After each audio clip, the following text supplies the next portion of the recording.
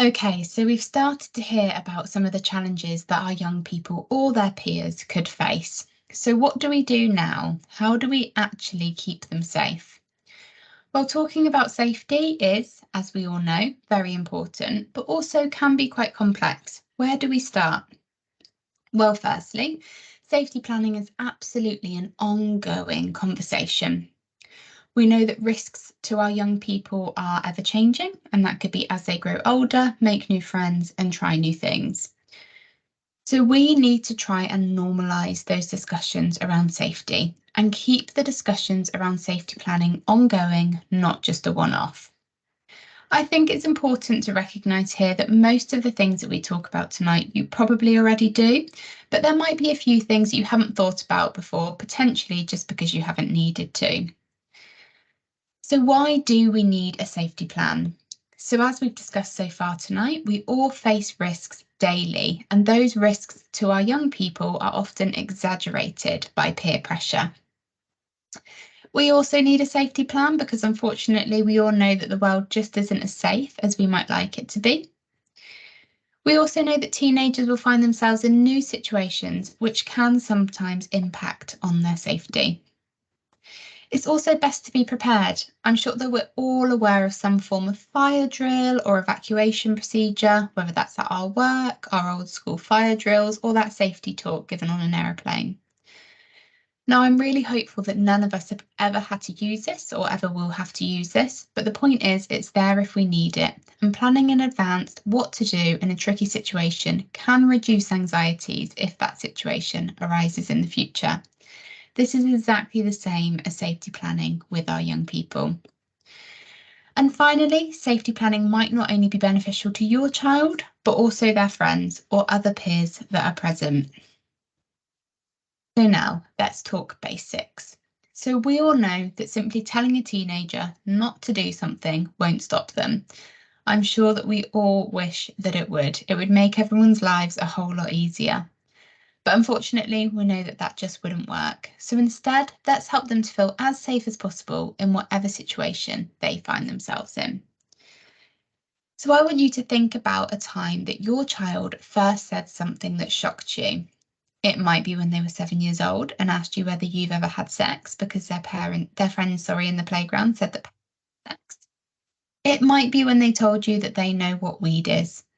Or it might be when they've said their first swear word at the age of 3 after overhearing a sibling.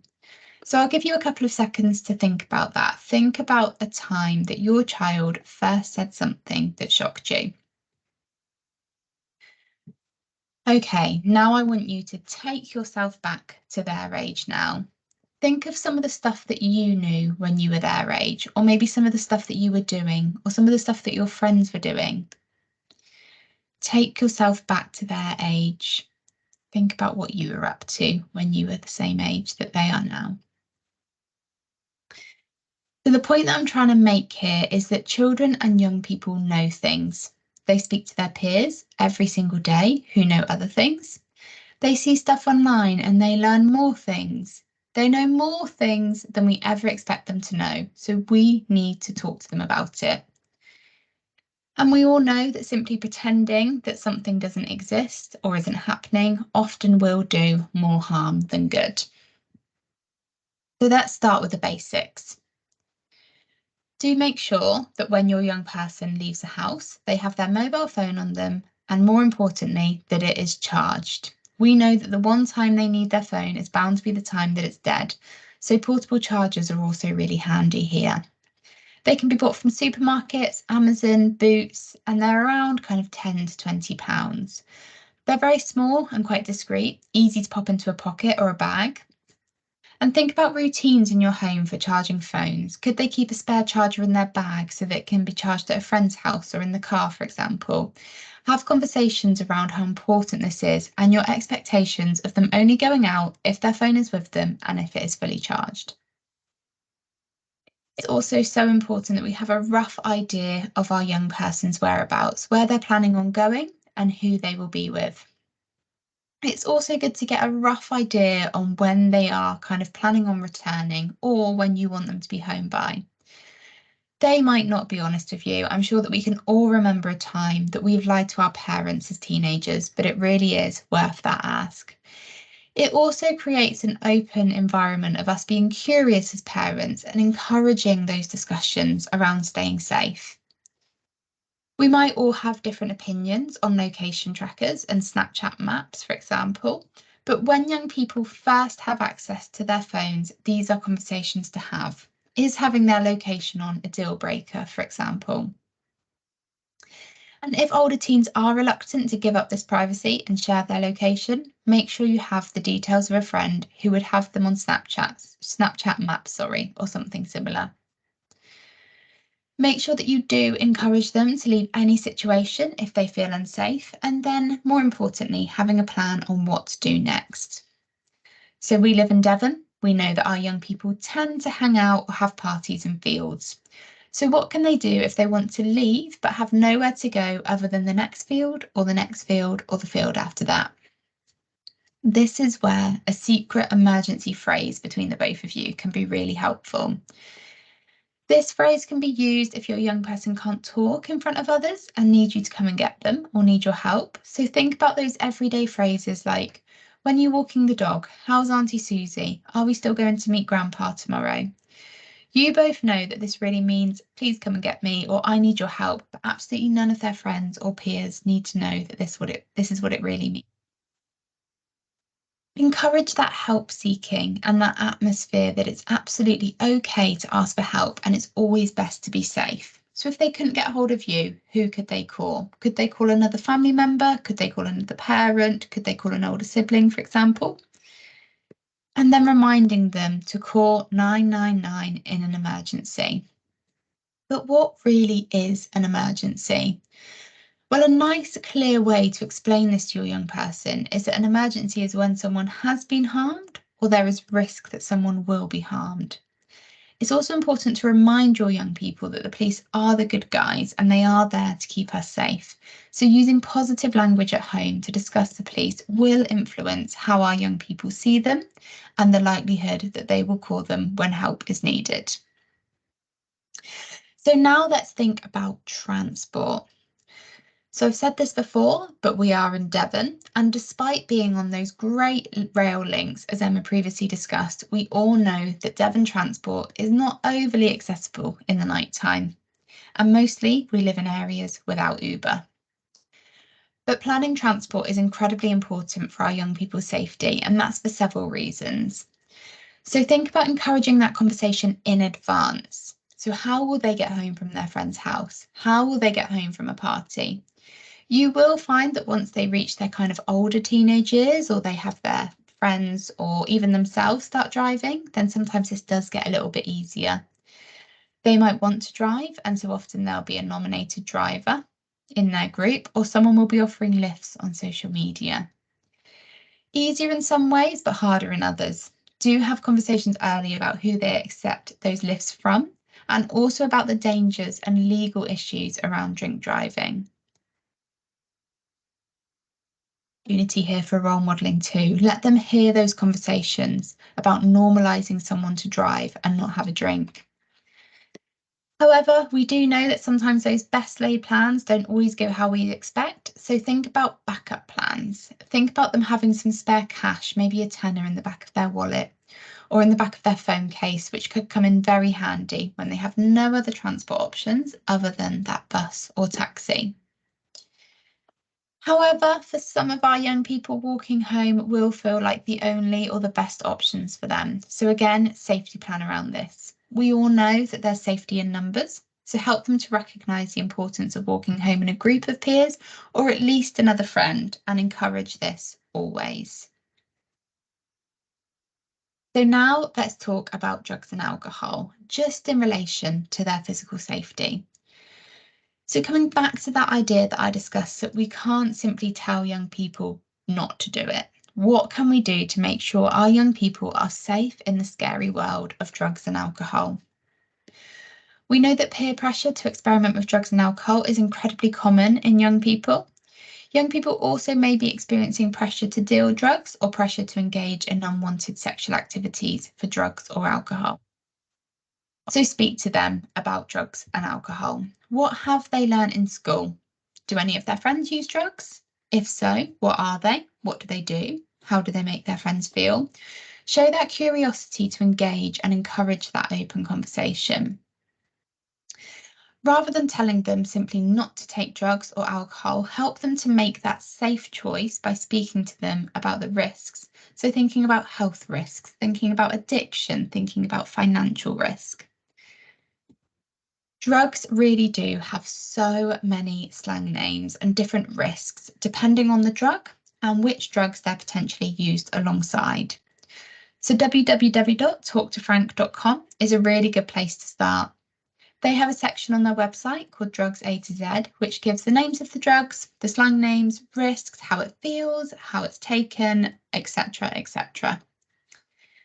Make a safety plan together as well for what happens if something goes wrong when drugs or alcohol are involved. For example, if they're at a party or maybe a festival and another teenager passes out, remind them of how important it is that they call for help and, most importantly, that they will not be in trouble for calling an ambulance if it is needed. Sadly, we know that a lot of deaths linked to drugs, especially, could have been prevented if help was called upon sooner, which often teenagers can be quite scared to do because of those potential repercussions. And speak to them about other ways that they could stay safe, such as calling you for help should they need you, or maybe even using that secret code phrase like I discussed a bit earlier. Speak to them about who will be at the party, whether those people are safe, and encouraging them to spend time with their safe and supportive friends. Then we have role modelling. So really role model how you stay safe yourself. You might be going on a night out or going around a friend's house soon for a few drinks. Let your young person see you planning on how you're getting home. Let them see you booking that taxi, talking to your partner about picking you up. Role model how important safety is, especially on nights out or at parties when our inhibitions might be that slightly lowered. And if you do find drugs in your young person's room, talk to them about it. They could be involved in dealing drugs and might be extremely scared and quite unsure on where to turn. Alternatively, if they are using these drugs recreationally, this would be a good time to remind them of those risks and have that open conversation. We don't want to go too much further into all of the risks associated with drug and alcohol misuse tonight, but I do want to touch very briefly on vaping. So vaping has really quickly become the cool new thing. Not only this, but companies are making a lot of money off of teenagers buying them. So the vape companies really are getting much more clever in order to get even more rich. Now, at most major UK festivals, there will be several vape tents, all competing for each other's money. So one stand will give people the opportunity to play a fun game, which could win them a free vape. The next stand will have a fun photo backdrop, and if a photo is taken in front of that backdrop, a free vape is given. The stand after that will give a free vape if you sign up to their newsletter. Now, there are restrictions on the sale of vapes, and these companies should be asking for ID at these festival stands. However, the point really is that watching something being given out willy-nilly at events by the companies that make them and all your friends around you vaping, it's really going to give off the message to our children that vaping is absolutely okay.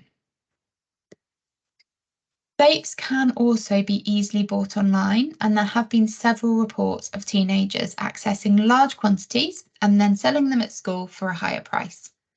Vapes are also attractive because they don't smell. We all know that awful smell of stale cigarette smoke on clothes. Vapes don't smell like that. They smell like watermelon, they smell like peach or lemons and lime.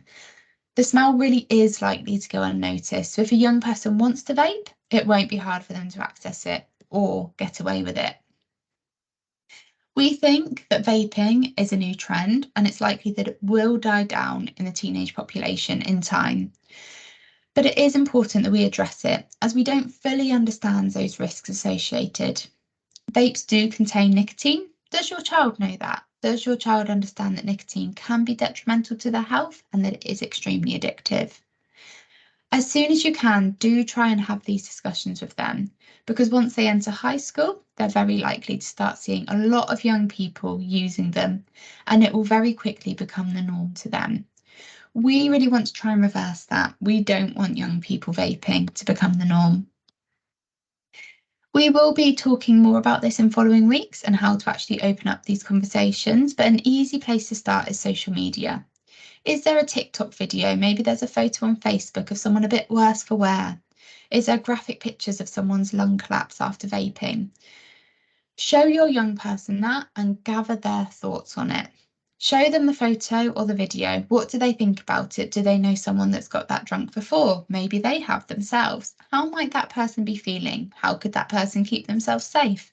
Social media is a really good and a really neutral way to open up these discussions. Now, I don't think that we can really talk about physical safety without talking about emotional safety. So I am going to touch on it very quickly now, but we will be coming back to it more next week. So again, encouraging open conversations with your young person about emotional well-being and mental health is very important. Not only to have these discussions, but also to continue to create that open and that honest environment within your home so that your young person feels that they can talk to you and that they can talk to you about their worries. Encouraging them to do things that they love and things that make them feel good. Thinking about spending time and talking to safe and supportive people is very important for their emotional safety. Try and make self-care the norm. So what does that look like for your young person? Is that a bubble bath? Is it a nice walk? Is it phone calls to a friend? Is it a favourite movie? Whatever it is, young people's life comes with stress and pressure, and self-care can really help our young people to feel better and to feel calmer, especially when they have a lot going on. So similarly to what we've talked about with physical safety, who can they turn to when they're feeling low? Make sure that they know who that person is, or maybe who that group of people may be. Could they call you, for example? Could they call a sibling? Could they call a trusted friend? And finally, that same message throughout to always call 999 in an emergency. So, still sticking with safety, I'm now going to introduce you to Liam. So Liam is 15 years old and he's in year 10 at a local school in Devon. Most weekends, Liam goes out with his mates, Ben, Kyle, and Tyler. Sometimes they'll hang out at a local park. Sometimes someone is hosting a house party and they'll all go along to that. And occasionally there's a field party that they'll go to. So when they do go to a party, either Ben's older brother or Kyle's cousin will get them some alcohol to share. Usually this will be a bottle of vodka or maybe a box of beer. So now I'm going to introduce you to Lucy. Lucy is also 15 years old and she is the girlfriend of Tyler. Last year, Lucy hosted a house party when her parents went to visit her grandparents up country, leaving Lucy and her sister Elsie, aged 17, home alone. About 20 people came along to the party. So Liam, he assumed that this party would be like any other party. Ben's older brother, or Kyle's cousin, would get them some alcohol to share as usual, and they'd all get drunk and they'd probably crash at Lucy's house. But this time it was different. This time Tyler brought along some white powder in a small plastic bag. Tyler said that it would be fun and said that you rub it into your gums. Liam felt really unsure and had never taken drugs before. He didn't know what the powder was and felt stupid to ask. Ben and Kyle both rubbed some of the powder into their gums. Liam told them that he just wasn't sure and would rather stick to vodka tonight. Lucy's sister Elsie called him a pussy and said that he was boring. Kyle replied with, "Wow, you've been had off by Lucy's sister, mate," and then said, "Come on, mate, don't be a bore." Now, let's all just put ourselves in Liam's shoes. What might he be thinking and how might he be feeling? So all of these arrows appearing on your screen now show the people that are currently putting pressure on Liam. So thinking about that, we know that Liam might feel scared, he might feel embarrassed, he might feel lonely, he might be thinking that it's just a lot easier to take whatever drug it is. The peer pressure here really is immense. So Liam's feeling really quite torn on what to do. If he calls his mum to come and get him, he'll be made fun of by his friends, and he worries that his mum will be mad if he tells her that he's been around drugs and won't let him see Ben, Kyle, and Tyler again. He also still doesn't really know what that white powder is or what it will do to him or how it will make him feel. What we do know, what happened that night, is that Liam did end up dabbing his finger into the white powder and rubbing it into his gums. Liam instantly felt different. He had a sudden rush of energy and everything felt louder, more intense, and he felt more confident. However, after a while, Liam did start to feel quite confused and his jaw started tensing and he was feeling really quite hot. So at this stage, Liam really didn't know what to do. Liam felt that he had absolutely nowhere to turn. He felt that he couldn't call his mum or another family member, and he also didn't want to tell his friends about how he felt. So Liam took himself off to the bathroom for some space. On the way to the bathroom, he comes across Elsie's boyfriend. Elsie's boyfriend's called Sam. He's 19 and apparently he sells drugs. Liam can't really remember what happened next, but knows that he ended up pinned up against the wall by Sam, who said, you ever tell anyone, that Tyler got their MD from me and you're dead. We can tell you that thankfully, Liam did make it home safe that night. Liam later found out that what he had taken was MDMA, which is a form of ecstasy. The following day, Liam felt anxious about what had happened the night before, and his mum could really tell that something was up. Liam ended up telling his mum that there were drugs at the party, but never admitted that he took them himself. Liam was surprised that his mum was very supportive and told him that he should have just called her. Liam's mum told him that she would have come and got him and that he could have made an excuse as to why he had to leave. But hopefully, this story gives us a bit of an insight into how useful safety planning really can be. Liam, of course, didn't know that Tyler would bring drugs along to the party that night. He also didn't know that his friends would pressure him. He didn't know that Sam would pin him up against the wall. But most importantly here, he didn't know that his mum would be supportive. He didn't know that they could have made a code word up before he went and that he could have just called her and asked for her help.